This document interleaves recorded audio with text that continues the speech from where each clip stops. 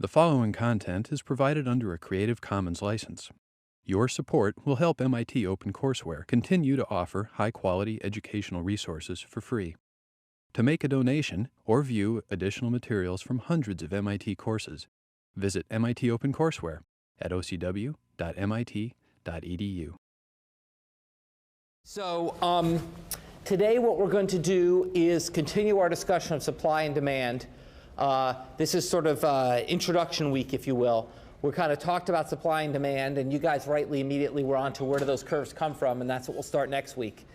But what I want to do today is talk some more about what determines the shapes of supply and demand curves, and just thinking about an overview of how we think about supply and demand interacting in a market and what determines how responsive individuals and firms are to prices. So what we've talked about last time, and once again, remember, everyone should have a handout. Should have picked up in the back on your way in, so everyone should have a handout.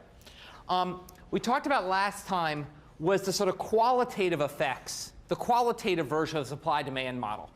We talked about what happens when a supply curve shifts, what happens when a demand curve shifts. We talked about how either a supply shock or demand shock could lead to the price to increase, but they could have very different effects on quantity, et cetera. What we didn't talk about is how big these effects are.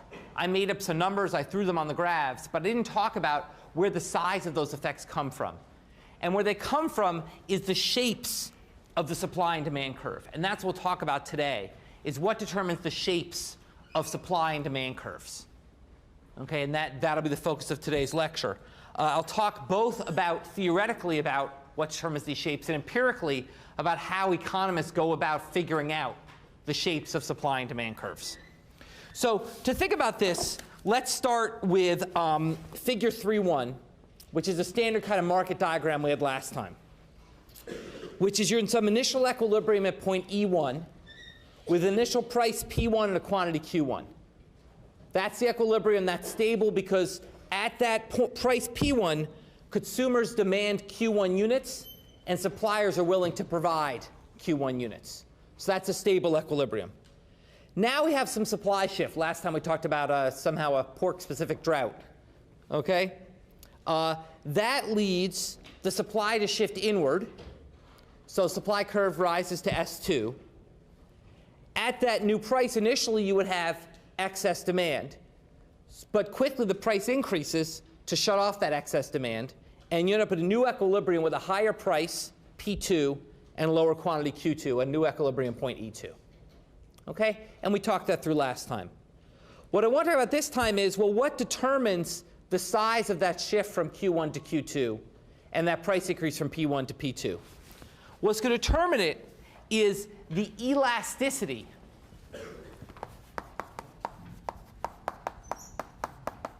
of supply and demand. The elasticity of supply and demand is how much do supply and demand respond? Do the quantities supplied and the quantities demanded respond when the price changes? When we say how elastic is demand, what we mean is how sensitive to price is the quantity demanded? Or alternatively, what is the slope of that demand curve? Okay? So the slope of the demand curve will be the sensitivity of quantity demanded to the price consumers face. And that will determine the market responsiveness. So to see this, the best way to see this in economics, it's always true the best way to think about things is to go to extremes. You have to remember extremes don't exist in the real world. Okay? But it's a useful teaching device. Think about extremes. So let's think about one extreme case. In figure 3.2, let's think about the case of perfectly inelastic demand. Perfectly inelastic demand, that's where there's no elasticity of demand. What that means is that demand for a good is unchanged regardless of the price. So perfectly inelastic demand is a case where demand for the good is unchanged regardless of the price. That would lead you to have a vertical demand curve at a given quantity. What this says is regardless of the price, people always demand Q. Okay? Can anyone tell me what would cause demand to be perfectly inelastic? In what types of situations would demand be inelastic? It's never perfectly inelastic. Would demand be relatively inelastic? Yeah? It's all about substitutes. When there's no substitutes, when there's nowhere to go, it doesn't matter what the price is. Okay? When there's no substitutes, demand will be perfectly inelastic because you have to have Q. It doesn't matter what the price is because there's nowhere else you can spend. There's no substitute for that good. So if you want an amount Q of that good for any reason, you're always going to want that amount Q no matter the price. So perfectly inelastic good would have no substitutes, and so you'd always want Q no matter what. Can anyone think of an example? There's no perfectly inelastic good in the world, but what sorts of goods? Yeah? Medicines. Medicines. Now, not necessarily all medicines. So give me an example of a medicine which would be more or less inelastic. So you don't have to need the medical name. What sort of treatments? Like heart transplant. Yeah, something which is sort of life-saving. The best thing we often use is insulin for diabetics. Diabetics that don't get that insulin to manage their diabetes will die. That seems like that's something where there's not a whole lot of substitutes. Substitute is dying. Okay? So basically, that's where demand should be relatively inelastic. Or heart transplant. When you get a heart transplant or any kind of transplant, you have medicine you take that so you don't reject the transplanted organ. That sort of medicine demand should be very inelastic. Elastic drug, well, our favorite example is always Viagra. Okay? Something where, you know, you'd think that kind of you could probably survive without it, and that basically that people would want less Viagra if you charged a lot more for it than if you charged less for it. So elasticity is going to be about substitutability. Okay? And that's going to determine inelastic demand. Now, what happens with inelastic demand when there's a supply shock? When supply increases, what happens? Well, in that case, there can never be excess demand because demand doesn't change. So all that happens is price just increases. If there's inelastic demand and there's supply shock, then all that happens is an increase in price and no change in quantity. Okay, so inelastic demand, quantity doesn't change from a price increase. Price just goes up. From a supply shock, price just goes up. Now let's consider the opposite. Let's look at figure 3.3 and think about perfectly elastic demand. Perfectly elastic demand is demand where consumers essentially don't care about the quantity, they just care about the price. That is, there are infinitely good substitutes. A perfectly elastically demanded good would be one where there are essentially perfect substitutes. An inelastic good is where there's no substitute. A perfectly elastic good would be this perfect substitute. Literally, you are technically, if a good is perfectly elastically demanded, then you are completely indifferent between that good and a substitute. Well, if you're completely indifferent, then if the price changed at all, you would immediately switch. And so the price can't change. Okay? What's an example? Once again, there's no good example of a perfectly elastic. What's something? Yeah. Sorry, candy. What? Candy. Okay. So you've got your Wrigley's gum. You know, you've got your. I like this sugar-free minty gum. You've got Orbit's and Eclipse. Okay. And I go to the store and they're all pretty much the same price. If Orbit's was more than Eclipse, I just buy Eclipse. They're the same. They're minty gum. Okay. It doesn't make a difference. Okay. So basically, the price is the same. And so basically, if Eclipse tried to, if there's a supply shock, let's say, I don't know, they're made with the same shit, but let's say that like Eclipse has some magic ingredient, okay? And let's say the Eclipse magic ingredient got more expensive, so the supply curve shifted up, okay? Well, Eclipse could not respond by raising its price because I just switched to Orbit's, okay? Or we often think of McDonald's and Burger King. Now, they're less perfect substitutes, but pretty perfect. McDonald's started charging $10 for a hamburger, you wouldn't go there anymore. Okay, you go to Burger King.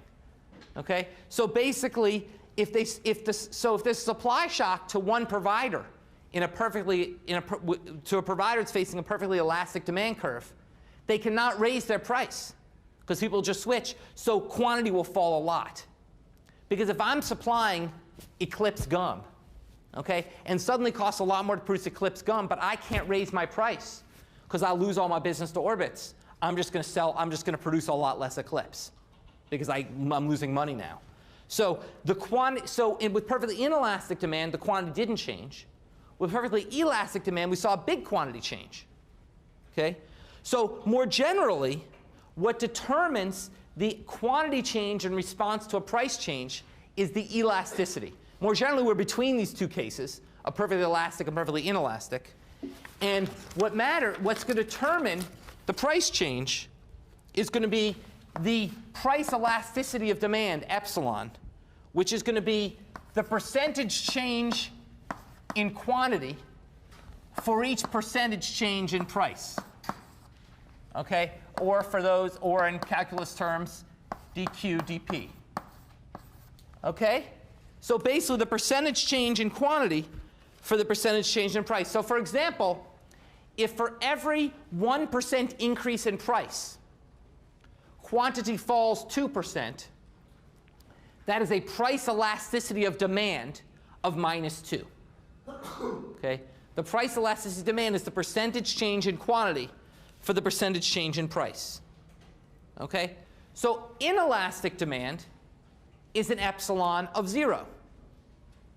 There's no change in quantity when price changes. Perfectly elastic demand is an epsilon of -infinity.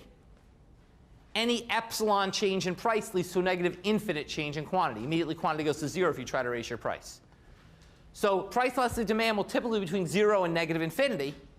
And the larger it is, the more quantity will change when prices change. Okay? Questions about that?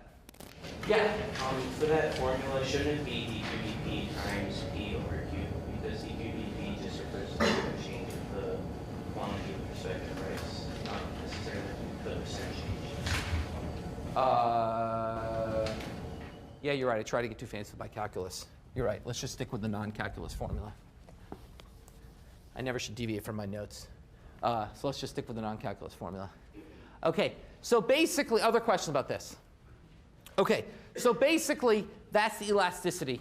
That's going to be the elasticity. Now, an interesting point about elasticities. Now, we're not going to get into producer theory for a couple of lectures. But as a little peek ahead about producer theory, let's think about how elasticity determines the money that producers make from selling their goods.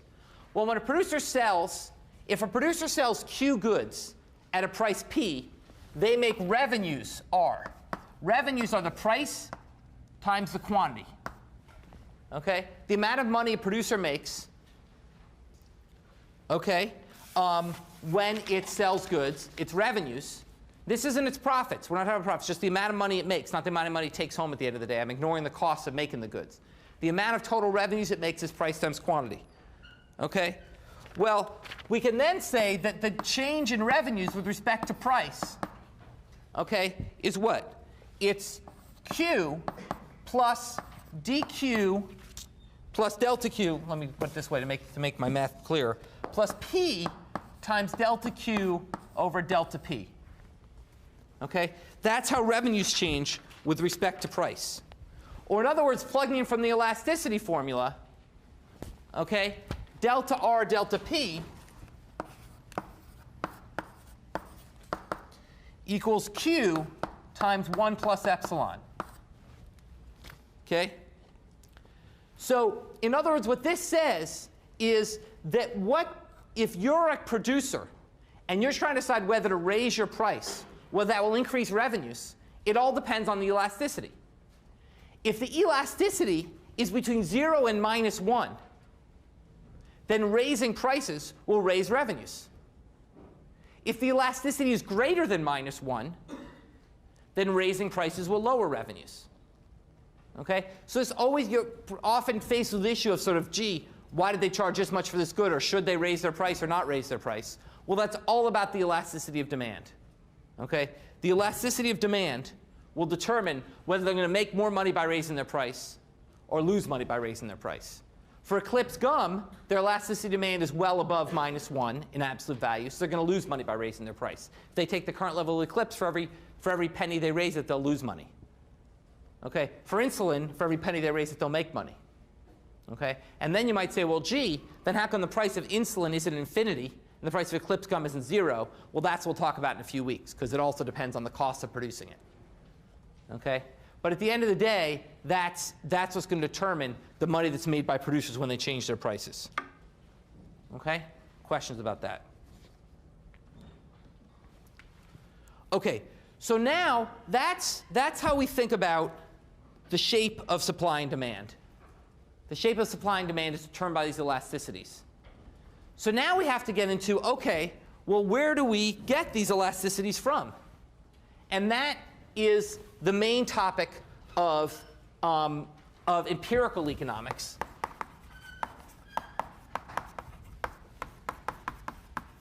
Which is estimating these kinds of elasticities.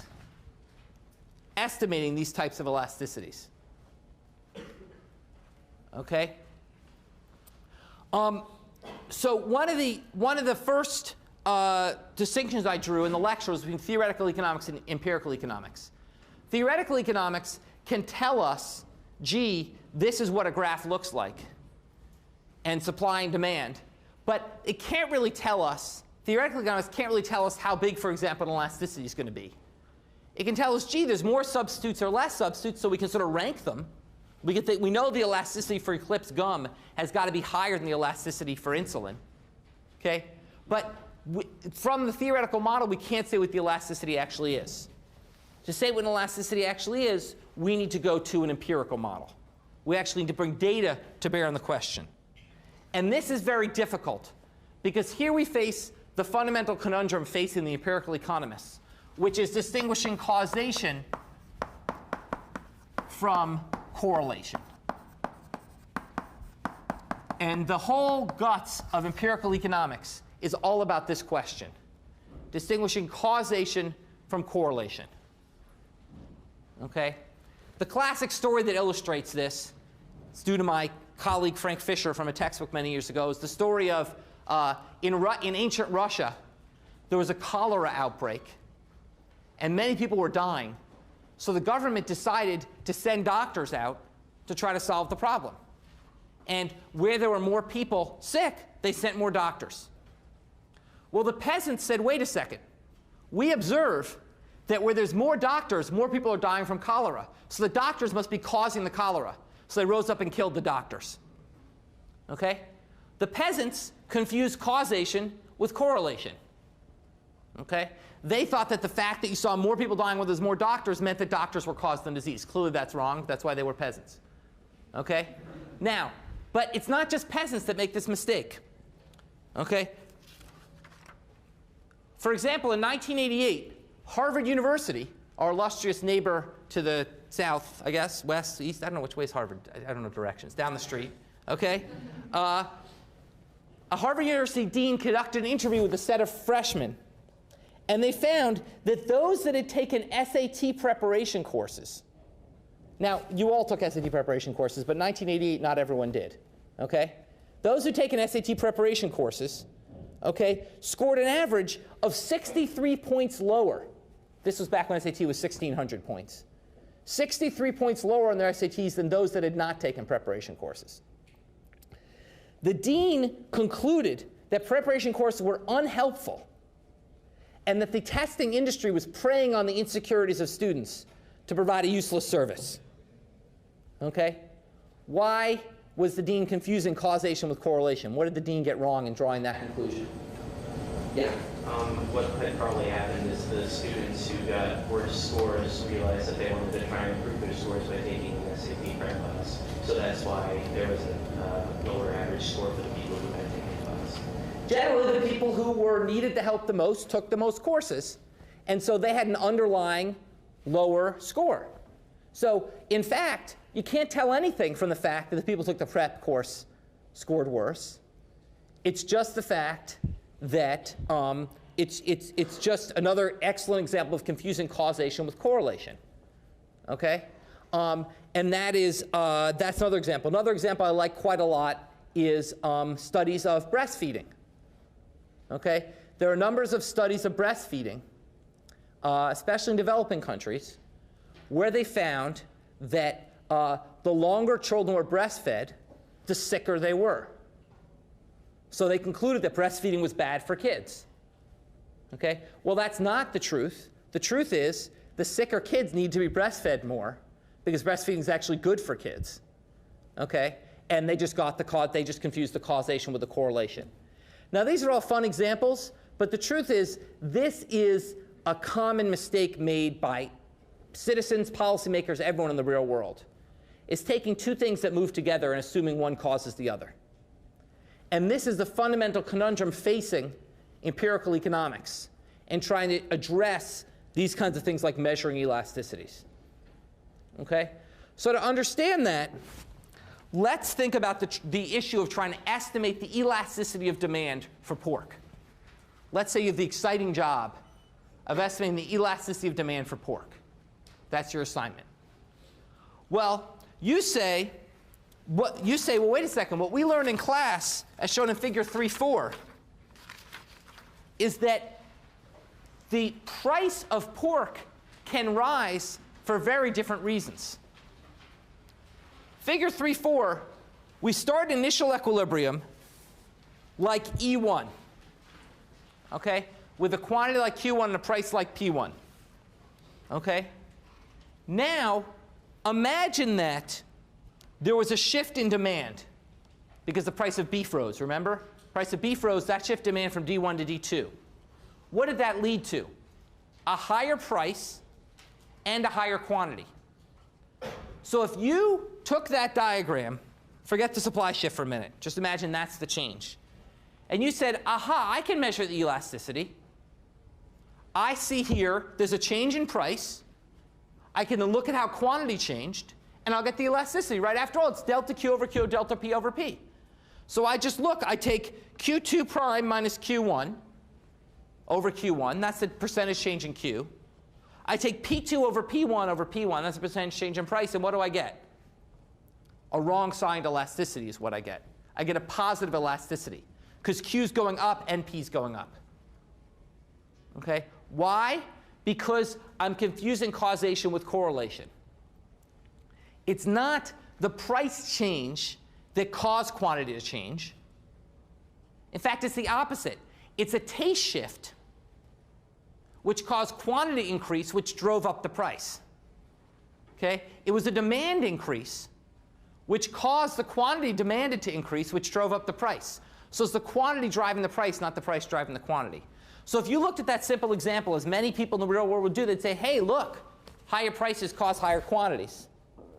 You're getting the wrong answer because you're confusing correlation, which is, gee, the higher price is correlated with the higher quantity because there was a common factor causing both of them, which is the demand shift, okay, and not causation. The higher price did not cause the higher quantity.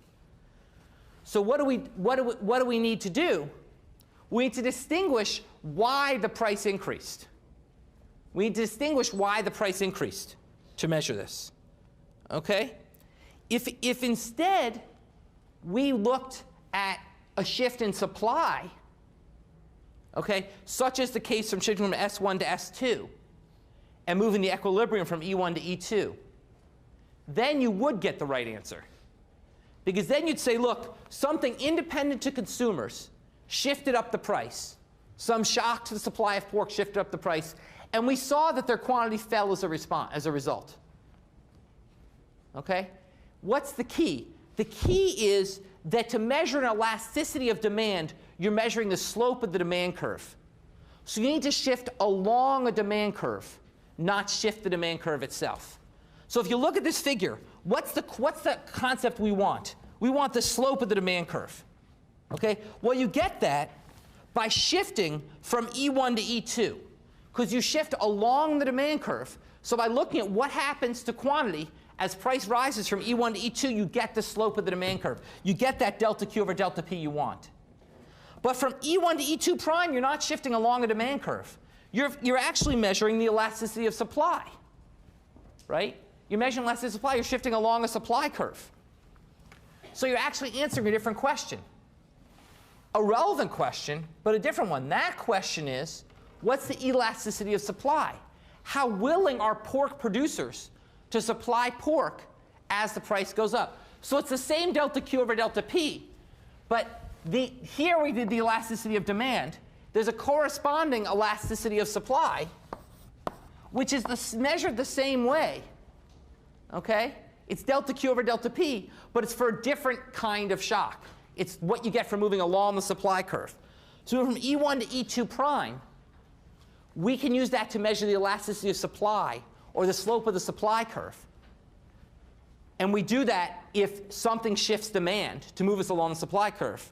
From E1 to E2, we measure the elasticity of demand as something shifts supply and moves us along the demand curve. Okay? So what we need to measure the elasticity of demand is something which shifts supply, but does not itself affect demand. Okay? And the best example of this that we use in economics, a great example, is government policy, which comes along and changes the supply conditions for a good. So for example, let's think about a tax on pork. So if you go to the next, figure 3.5, imagine the government came along and taxed pork. Okay? The government comes along and taxes pork. Let's think about what a tax on pork does. The government comes along, and let's say the pork market is initially in equilibrium at $3.30 with 220 million kilograms of pork sold. Now the government comes along and says that it's going to charge $1.05 in tax for every kilogram of pork. So it's going to impose a tax of $1.05 per kilogram on producers. So it's saying to producers of pork, for every kilogram of pork you sell, you have to send a check to the government for $1.05. Okay? For every kilogram of pork you sell, you have to send a check to the government for $1.05. Okay? Now, somebody talk me through how a supplier thinks through that policy. How does a supplier react to that? What do they think? Okay, they're initially happy, remember, at E1, selling 220 million kilograms at 330. Okay, what happens when the government comes in and says, you have to pay $1.05 for every kilogram of pork you sell? What happens? Yeah? The producer decide that the current amount of money they have will not be able to buy as much inputs to create their products, so they can produce less. Exactly. So in other words, the cost of producing just rose. So what do they do? So in other words, what they say is, look, effectively, if I was happy before selling 220 million kilograms at 330, to keep me equally happy selling 220 million kilograms, I'm going to have to raise the price. We should add this to the graph, actually. If you draw a vertical line up from E1 to the S2 curve, draw a little dashed line up from the E1 to the S2 curve and then over, that price intersection will be 435. So in other words, if you want me to keep producing 220 million kilograms of pork, I'm going to have to get 435 a kilogram. Now you might say, what gives you the right to get that? And it's not about rights, it's about what producers are willing to do. That same mathematics, that same supply curve that tells us they're willing to sell 220 million kilograms of 330 says if you want them to keep selling 220 million kilograms but also pay $1.05 to the government, they're going to have to get 435 a kilogram. Okay? So what happens is that's a supply shift, and with the same reaction we saw last time with the drought, the price goes up, consumers demand less, and you reach a new equilibrium at the price E2. You reach a new equilibrium where you sell 206 million kilograms, okay, for a price of $4. So someone tell me how I use this example to find the elasticity of demand. Yeah? In this case, you know that the change in price traveled along the demand slope. Okay. So you know that it's not supply, so you just change it. Like, with these 2 points, you can Okay. Okay, so tell me, so how would I, you don't have to do the math in your head, but how would I compute it? Okay, so you take E1, E2, and then you reduce the price over the quantity change. Right, exactly. So the quantity change, delta Q over Q is what? It's 14 over 220. It's minus 14 over 220. It fell by 14 million kilograms over 220. The price change, okay, delta P over P, okay, is the price rose from $3.30 to $4. The price change is 70 cents over 330 cents. Okay? And using those, you get that you end up with a price elasticity of minus 0.3. Or in other words, there's a 21% change. There's a 6.4% change in quantity. This is minus 6.4% for a 21% change in price. So quantity falls by 6.4% when price goes up by 21%. That's a price elasticity of minus 0.3. Or that's a relatively inelastic demand. It's not perfectly inelastic, but it's relatively inelastic. In other words, at that point, pork producers could make money by raising the price. Now you might say, well, gee, why didn't they? That's something we'll discuss in a couple weeks. Okay? But at that point, demand was relatively inelastic, and you got a convincing estimate because you moved along that demand curve, used the supply shift. Now, we're going to talk about taxation much later in the semester. Let me just talk for 1 minute about what we learned from this graph. What happens? Well, the shaded area is the money the government raises from its tax. The government has a tax of $1.05 at 206 million kilograms. So it raises $1.05 times 206 million kilograms, which is that shaded area. 2 points to note that we'll come back to later in the semester. First point to note, the amount of money the government raises will depend directly on the elasticity of demand. Can anyone tell me how much money the government would raise if you had a perfectly inelastic demand? Yeah. Right. So basically, if we think about this demand curve being perfectly flat, okay, if we think about this demand curve being perfectly flat, then basically the producer can't charge any more for their good, right? So the producer, it's going to depend on whether the producer is willing to sell at $1.05 less, and how much less they're willing to sell. They're willing to sell a lot less. They're going to make a lot less money. It's going to be where that second supply curve intersects a flat demand curve. So that quantity is going to be a lot smaller. We don't have it in the diagram, but you can see where that dashed line at $3.30 intersects S2. That's way to the left. Quantity is going to fall a ton in this market. When quantity falls, the government's going to raise a lot less money, right? Because the government raised $1.05 on every unit sold at the end. So if the government taxes goods in very elastically demanded goods, it's going to raise less money.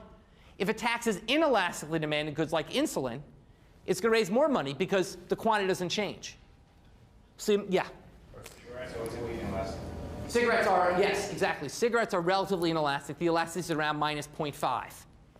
So the government will actually raise money raising the cigarette tax. Okay?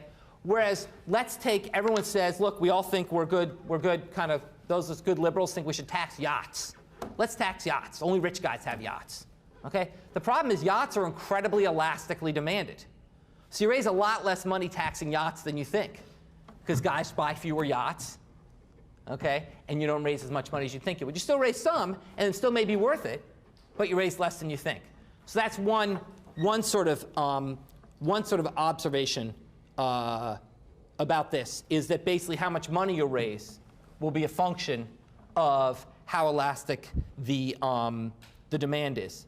The other important observation to make is why it's actually hard for governments to figure out how much money they're going to raise for a tax. Because to figure it out, they need to know these elasticities. That is, the naive thing to do would have been to say what? Well, we're selling 220 million kilograms of pork. That's $1.05. We're going to tax each kilogram. So it's 220 million times $1.05, and that's how much money we raise. Well, that's wrong, we know, because that assumes inelastic demand. If demand's elastic, they'll raise less than that. Well, if we want to figure out how much a government's going to raise from a tax, they've got to know what these elasticities are, and those are actually pretty hard things to know. So that's why there's uncertainty. That's why when politicians will say, this tax will raise X, and you'll hear the New York Times report, the tax will raise X. That is a guess. Okay? Those are guesses because they depend on our best estimate of the key elasticities to determine how people will respond. Yeah? What in Washington, you have tax cuts that raise money? Well, some claim you do. You don't actually. But some claim you have tax cuts that raise money. That's because they think the elasticity is very large. If the elasticity is large enough, a tax cut can raise money, right? So basically, that's all about that some people think that elasticities are large enough that tax cuts can raise money. Those people are wrong, but that's what they claim. Okay? Yeah? Can the elasticity depend on the quantity in exchange? Yes, excellent point. You'll go through that in section on Friday. So what I've done is I've done an example of a constant elasticity curve. Actually, I've done something here which is logically inconsistent. This curve is linear, which means it can't be constant elasticity, right? If constant elasticity would have to curve. Okay, so I've done what I've estimated here is a local elasticity. I have estimated the elasticity around that price change. But the elasticity, if this curve is true, would be different at different points on this curve, right? If the elasticity is going to be constant all over the curve, you're going to constant elasticity of demand, that's going to be a curve that bends, not a curve that's not a linear curve. So a linear demand curve is not constant elasticity demand. We will typically ignore that issue and focus on local elasticities. But that is an important issue. We'll discuss that in section on Friday, the difference between constant elasticity demand curves and linear demand curves. But typically we're thinking about local changes. So if it's local enough, it doesn't really matter. But for a broad change, it will matter what the shape of the curve is. Good point. Other questions? OK, let me then turn to another problem we face in empirical economics. OK, so this is an example of a problem we face in empirical economics. OK, let me turn to an example of another problem we face in empirical economics estimating elasticities, which is that individuals often choose the price they face. OK, individuals typically often don't just face a price that's given to them, and they can say, OK, they're given a price and we see how they respond. They often choose the price they face. Let me explain what I mean for that. A class example of an elasticity that matters a lot for policy is the elasticity of demand for medical care. The elasticity of demand for medical care. That is, how much less medical care will you use if you have to pay for it? So for example, most of us have insurance through MIT or maybe through our parents. And the way health insurance works is you pay a certain amount per month, or your parents do. And in return, that health insurance covers the cost of your medical care, most of it. But typically, you have to pay some of it. So how many people have gone to the doctor in the last 6 months? How much did you have to pay something? How much did you pay? Did you pay a co-payment? No? None of you? Yeah, how much did you pay? $20, $10, $5. That's what's called a co-payment, or zero. Most insurance these days has what's called co-payments. A co-payment is what you pay when you go to the doctor. Okay, insurance picks up the rest. You don't know. You didn't know how much the whole doctor visit cost. You just went. You gave them your card. They said your co-payment's 20. You gave them 20. You don't know. The visit might have cost $100, $200, $500,000. You don't know. Your insurer picks up the rest. You pay the co-payment. Okay, co-payments are rapidly on the rise. Okay, in health insurance, there's a rapid rise in co-payments. Increasingly, insurers are saying, look, healthcare costs are out of control. One way we're going to combat them is by making people bear more of the costs that they use. Okay? I could go on forever, but I'm a healthcare economist. I got about healthcare forever. But just to fix ideas, okay, and why this is an issue. In 1950, okay, the U.S. economy spent 5% of our gross domestic product, 5% of our size of our economy went to healthcare. Today, it's 17%. By 2075, it's projected to be 40%. That is, of every dollar that's made in America, 40 cents will go to medical care. By 100 years later, it's about 100%. Literally, if we do nothing, the entire economy will be healthcare. Okay, obviously that can't happen. We've got to deal with this. And one way that insurers and some policymakers are saying we need to deal with this is we need to make consumers bear more of the cost of medical care. We need to make consumers pay more when they go to the doctor so that they understand the consequences of their decision. Okay? Well, if we're going to do that, a key question we need to know is, well, does it affect their behavior? Okay? If make consumers pay more, doesn't it all affect their demand for medical care? It's just a tax on them, essentially. Then that's different than if it caused them to use less medical care. Maybe good, maybe bad. We'll come back to that. But the key empirical question is, what is the elasticity of demand for medical care? If you pay 20 and you pay 0, okay, how much less likely are you to use the doctor when you pay 20 versus when you pay 0? Well, we can all introspect this and think about it, but in fact, to answer this, we have to go to the data and ask, well, what's the difference?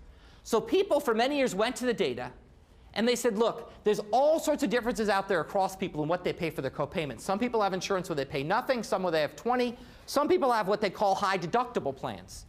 A deductible plan is where you pay the full cost of your visits until you reach some limit. So a $2,000 deductible plan will be one where you pay all your medical costs until you spent $2,000.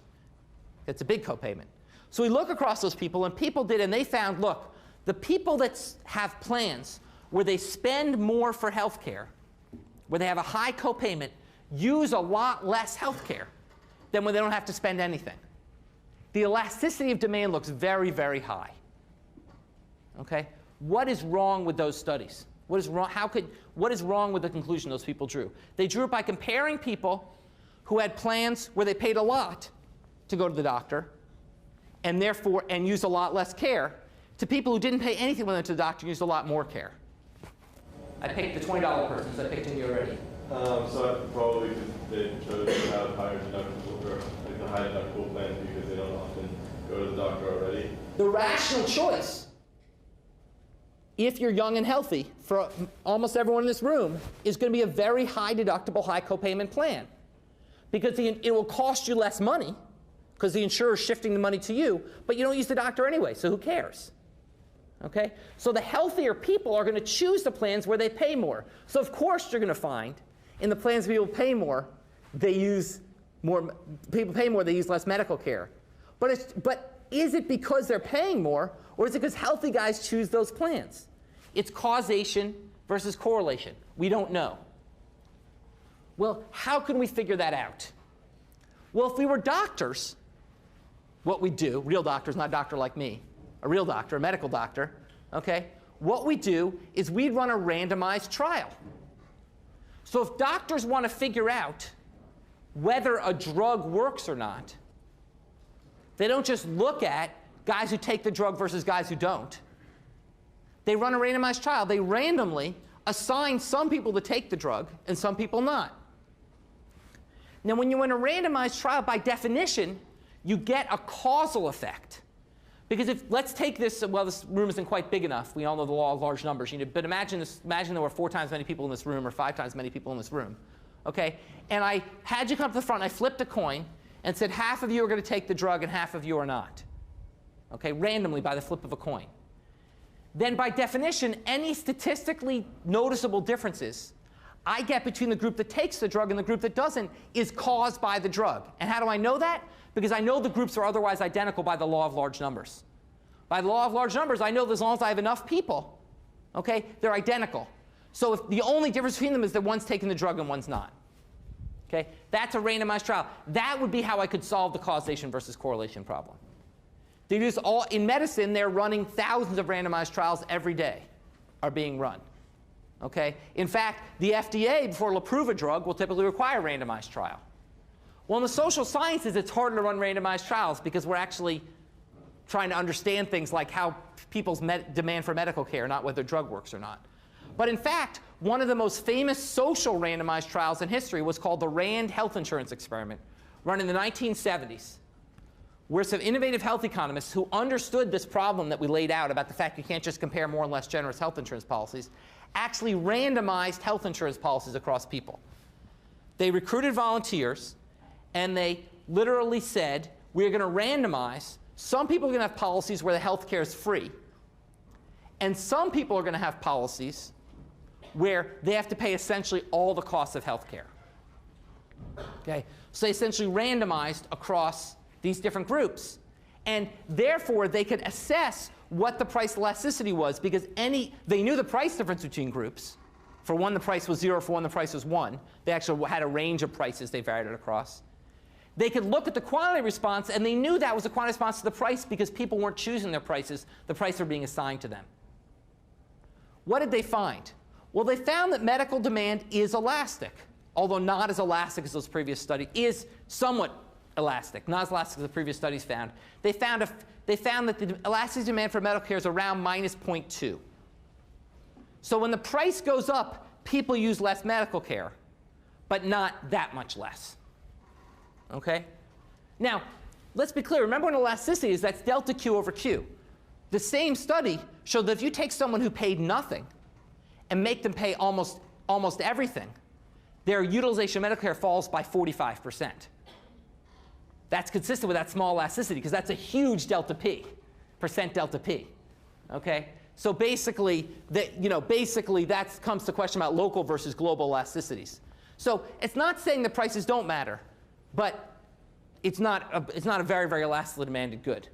So that's how they measure that price elasticity demand. That has become the central, that experiment, which was run almost over 35 years ago now, that result drives much of what we do in health policy. So a lot of the estimates that we saw for the recently passed health reform bill derived from, how do we get that estimate? We have to figure out how people are going to respond with their medical care when we give them health insurance. The recently passed health care bill just gave 32 million people health insurance. Well, how are they going to respond to having health insurance? We go back to the RAND estimates and say, well, we have this elasticity demand. We know what we're doing to the price. We figure out how much more medical care is going to go up, how much medical care is going to go up. Okay? But here's the other thing. Here's the question let's close with.